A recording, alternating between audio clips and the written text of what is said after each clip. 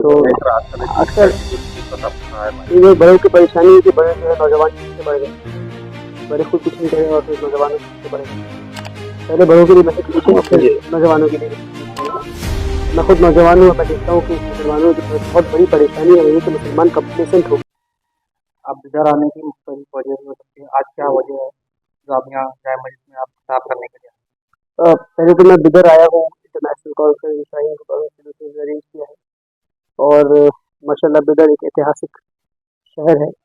मैं बिदर आया, सबसे पहले शाहीन फोर्ट गया, मैं कह रहा हूँ शाहीन पैलेस गया, उसके बाद मैं महमूद गवान मदरसा गया, फिर मैं बिदर फोर्ट गया, अब जामा मस्जिद में आप लोगों की दावत पर आया हूँ। और बहुत ही अच्छा शहर है, अच्छे लोग हैं माशाल्लाह, बहुत ही गर्मजोशी के साथ लोग यहाँ पे मेहनत कर रहे हैं और तालीमी मैदान में बेदारी के साथ काम कर रहे हैं माशाल्लाह। नौजवानों के लिए आप नौजवानों के लिए सिर्फ मैसेज क्यों पूछते हैं हमसे, आप बूढ़ों के लिए मैसेज पूछिए। तो अक्सर ये बड़ों की परेशानी है कि बड़े जो है नौजवान के पीछे पड़ गए। बड़े खुद कुछ नहीं करे और फिर नौजवानों के पीछे पड़ गए। पहले बड़ों के लिए मैसेज पूछे और फिर नौजवानों के लिए मैसेज पूछेंगे। तो मैं खुद नौजवान हूँ, मैं देखता हूँ कि मुसलमानों की बहुत बड़ी परेशानी है वही कि मुसलमान कंप्लेसेंट हो गया है। अंग्रेजी का वर्ड है, इसकी उर्दू तर्जमा क्या है मुझे पता नहीं। आप लोग उर्दू तर्जमा निकाल लेंगे, इसको स्क्रीन पे लगा देंगे तो बेहतर होगा, मेरे लिए आसानी होगा। कि मुझे अंडरस्टैंडिंग कंप्लेसेंट हो गया है, मतलब कि मुसलमान खुश हो गए हैं और इत्मीनान बख्श हो गए हैं जो उनके पास है कि भाई ठीक है हम खुश हैं, हम बहुत हासिल कर लिया हमने।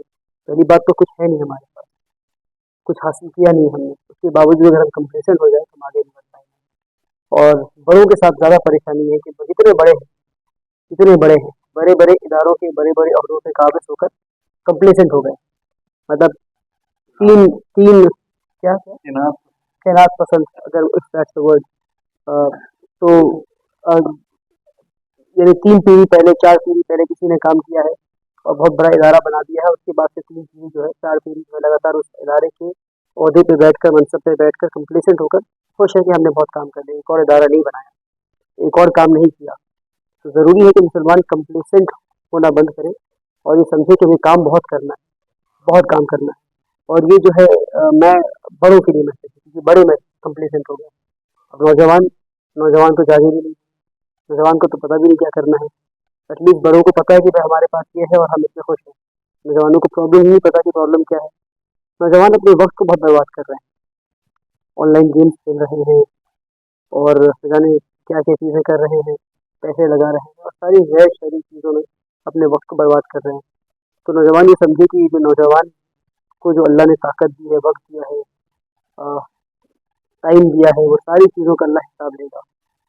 और हर मुसलमान इस बात को याद रखे और हर दिन याद करे कि हमें मरना है, क्योंकि हम ये भूल जाते हैं कि हमें मरना है, फिर हम सारी वो चीज़ें करते हैं जो गैर शरई चीज़ें। अगर हमें याद रहे कि हमें मरना है, अगर मौत हर इंसान को हर पल याद रहे, तो फिर हम जो है सिरातुल मुस्तकीम से कभी हटेंगे नहीं इंशाअल्लाह।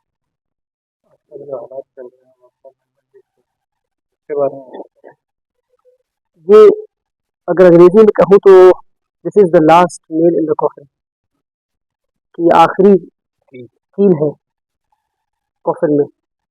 तो अगर मुसलमान अब नहीं जागे और नहीं समझे कि ये जो last nail in the coffin है, जब ये लग गया तो फिर मुसलमानों की वजूद इस मुल्क से ख़त्म हो जाएगी। हमसे हमारी मस्जिदें छीनी जाएंगी, हमसे हमारी मदरसे छीनी जाएंगे, हमसे हमारी मज़ारें छीनी जाएंगी, हमसे हमारी सारी चीज़ें, कब्रिस्तान। बल्कि मेरे शेख हमारी साहब तो बड़े यूनिक अंदाज में समझाते हैं कि अगर आज आप खड़े नहीं होंगे तो तैयारी कर लीजिए कि आप वो 6x3 का प्लॉट खरीदेंगे जिस प्लॉट में आपको दफन होना होगा।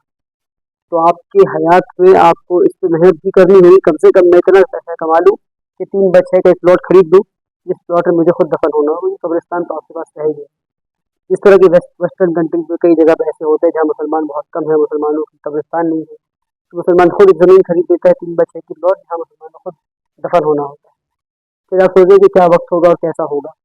तो ज़रूरी है उसमें और बहुत ही तफसीली बातचीत इस पर हो सकती है वक्त पर। एटलीस्ट ये समझे मुसलमान मैसेज, 2 मैसेज। नंबर 1 कि वो पढ़े और जाने के वक्त के खिलाफ हमें क्यों, वक्त अमेंडमेंट बिल के खिलाफ हमें क्यों एहतजाज करना है। दूसरी बात ये कि वो जाग जाए और अगर रोड पर उतरने की ज़रूरत पड़े, अगर पार्लियामेंट के सामने जाना पड़े, अगर लीगल तरीके अपनाने पड़े, کہ کوئی بھی ہمارے علماء ہمارے بڑے کوئی بھی راستے اپنانے کو کہتے ہیں، اگر اپنانی پڑے تو وہ اپنانے کو تیار ہیں، کیونکہ this is going to be the end of the Muslim Hindustan. اس کے بعد ہمارے پاس کچھ بچے گا ہی نہیں.